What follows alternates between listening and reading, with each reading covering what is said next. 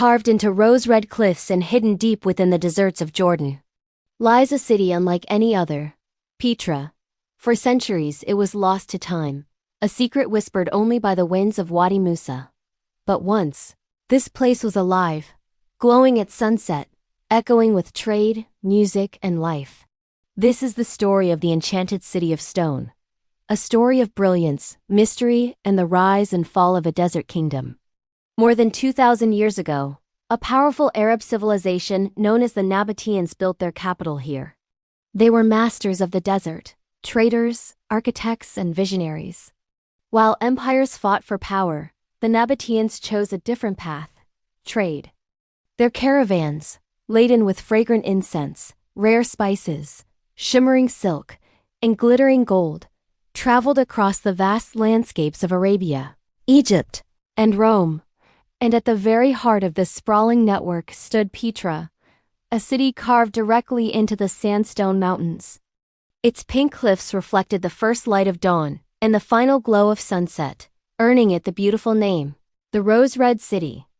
Just imagine walking through a narrow, winding gorge that stretches for over a kilometer between towering cliffs. The sunlight filters down softly from high above, creating an otherworldly glow that guides you forward. You feel a sense of anticipation building with every step.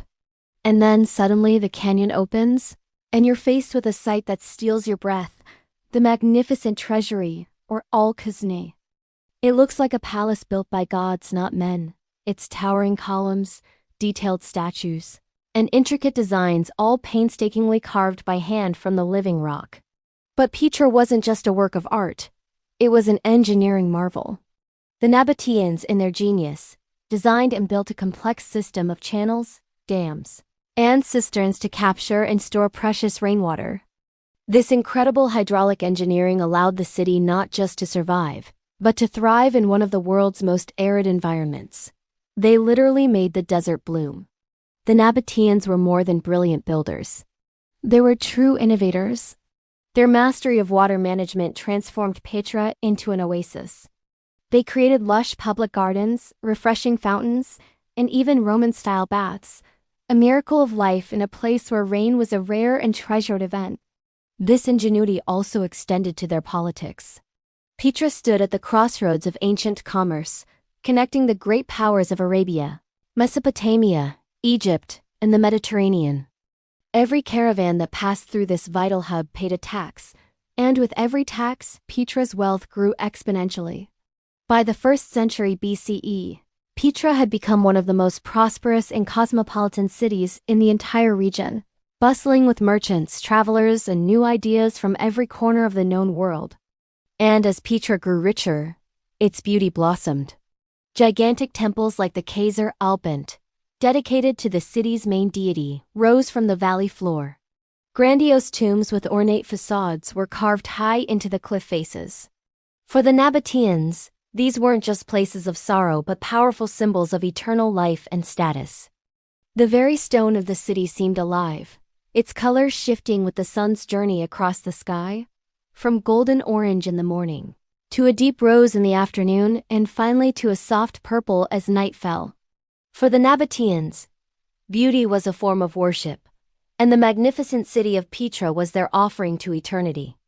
But even the greatest cities eventually faced their decline. As the relentless Roman Empire expanded eastward, Petra was absorbed into its vast territory. At first the city continued to thrive under Roman rule. New colonnaded streets, theaters, and roads were built. But slowly, the world around Petra began to change. Crucial trade routes shifted north towards the sea, bypassing the desert city. The caravans, once the lifeblood of Petra, stopped coming. Then in the year 363 CE, a catastrophic earthquake struck, destroying temples, homes, and the vital water systems. The city never truly recovered.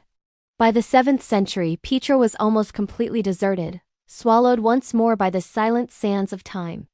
For over 1,000 years, Petra was a ghost city, its existence forgotten by the outside world.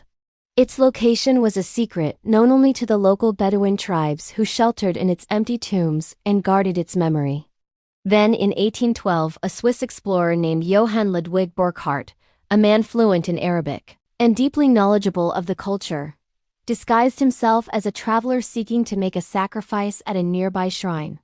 He followed the whispers of the desert and convinced his guide to lead him through the hidden canyon. He was the first outsider to set eyes on the lost city in centuries. When he emerged from the sick and saw the treasury, the world rediscovered one of its greatest lost wonders.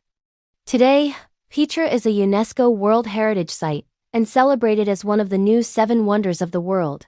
Each year, millions of visitors make the same pilgrimage, walking through the sick, their faces lighting up with the same awe and wonder as the treasury reveals itself, just as it did for Burckhardt over 2 centuries ago. Petra is so much more than stone. It is a message from the past, carved by human hands, shaped by the forces of time, and kept alive by the desert winds. It stands as a powerful reminder that even when civilizations fade and empires fall, their art, their vision, and their spirit can remain eternal. Petra, the rose that bloomed in stone and in spirit, never truly died. Thank you so much for joining us on this journey. If you enjoyed this video, please give it a like, and don't forget to subscribe and hit the notification bell for more stories from our incredible world. We'll see you in the next one.